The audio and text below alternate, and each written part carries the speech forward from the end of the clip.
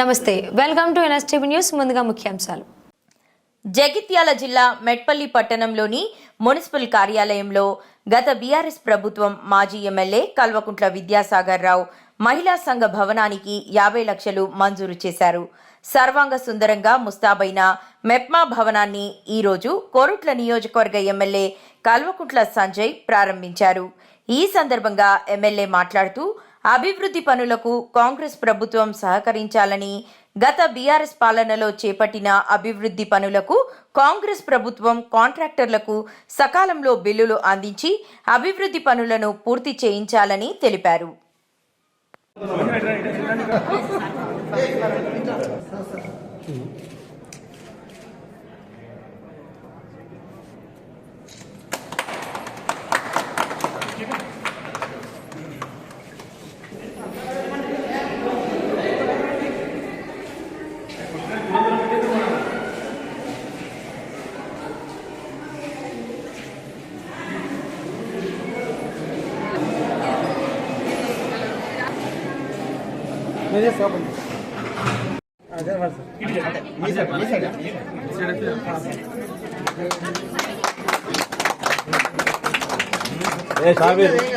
చెప్పు అది చూస్తారు నీకు ఎందుకు మధ్యాహ్నం నువ్వు అడ్డం ఎందుకు అసలు ప్రోగ్రామ్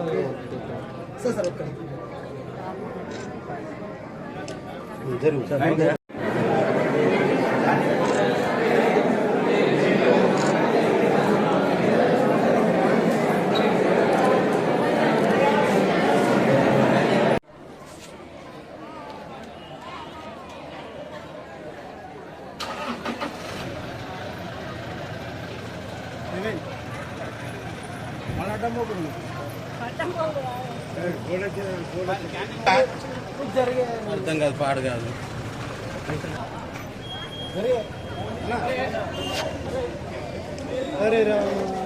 బుద్ధిరేడనా షోక్ అయినా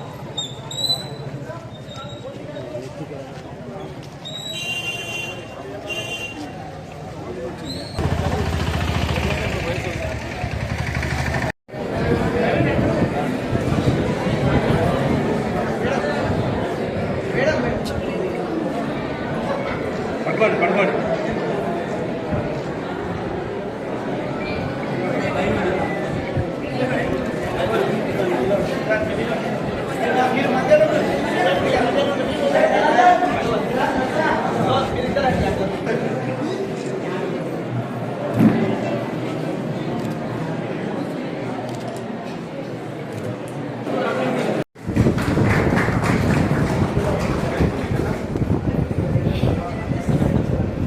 మీరందరూ మల్ల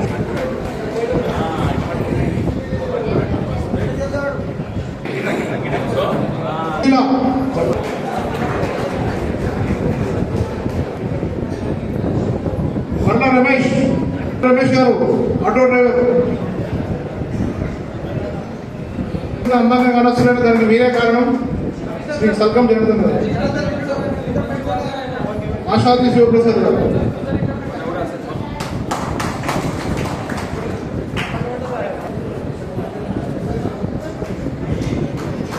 షూటర్ గారు,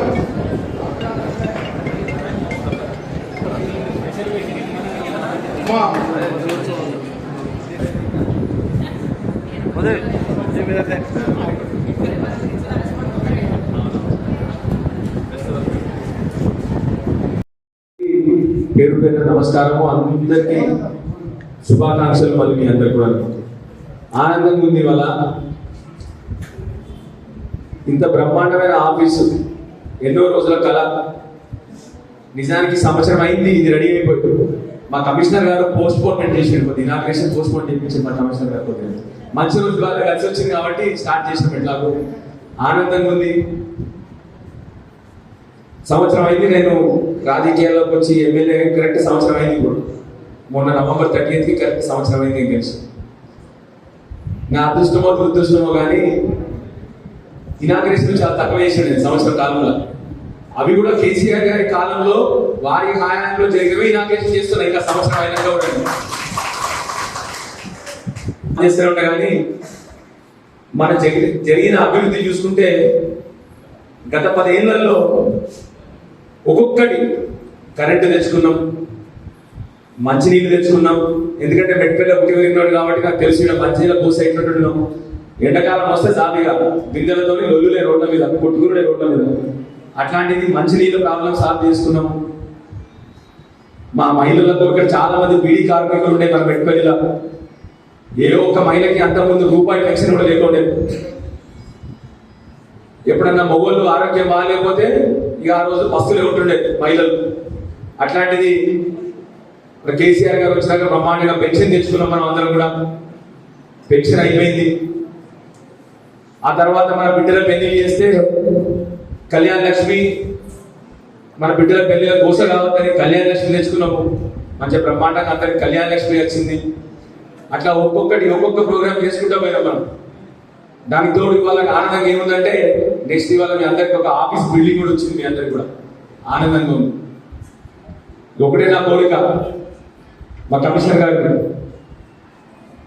కొద్దిగా ఇంకేమన్నా చిన్న మన రోడ్లు కానీ చిన్న డ్రైన్లు కానీ ఏమన్నా ఉంటే కమిషనర్ గారు తొందరగా అవన్నీ కూడా కంప్లీట్ చేసి, ఇంకేమన్నా మా అమ్మలకు ఏమైనా కష్టాలు ఉంటే మీ అందరి కోసం నెక్స్ట్ ఇప్పుడు నేను మళ్ళీ అసెంబ్లీలో అడగబోతున్నానమ్మా, మీ పెన్షన్లు పెంచమని అడగబోతున్నా. ఇప్పుడు మీ అందరికి తప్పకుండా అయ్యేటట్టు చేస్తాం. ఈసారి 100% ఈసారి అసెంబ్లీలో మెయిన్ మాకు మీ పెన్షన్లు, మన బీడీ పెన్షన్ పెరగాలి, వృద్ధాప్య పెన్షన్ పెరగాలి, మీకు జీతాలు పెరగాలి. ఇవన్నీ కూడా తప్పకుండా ఈసారి అసెంబ్లీలో అడుగుతాం. మీ అందరి గురించి కూడా బ్రహ్మాండంగా ఈ ఆఫీస్ ని కాపాడుకొని మీ అందరు కూడా ఇంకా భవిష్యత్తులో ఎదగాలని చెప్పేసి. అయితే నా చివరి కోరిక ఒకటే కోరిక ఉంటుంది. చిన్నగా నేను పెద్ద కోరికలు కోరలేను. మీ అందరి కోరిక ఒకటే చిన్న కోరిక ఉంటుంది. నాకు ఎప్పుడు అందరినీ కోరుతుంటాను, మన పిల్లల భవిష్యత్తు కోసం, మన భవిష్యత్తు కోసం ఒకటే నేను కోరుకునేది. మీరు అందరు పొద్దున దేవుని మొక్తారు కదా, అందరూ దేవుని మొక్తారా? అందరు మొక్తారు కదా దేవునికి.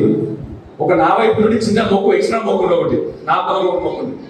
కేసీఆర్ గారు ఎక్కువ కాలం బతకాలి అంతే నేను కోరేదమ్మా, ఎక్కువ అడుగుతారని కాదు సరేనా. కేసీఆర్ గారు ఎక్కువ కాలం బతకాలని ఒకటి దండం పెట్టడం చాలని చెప్పి కోరుతున్నాం మీ అందరినీ కూడా.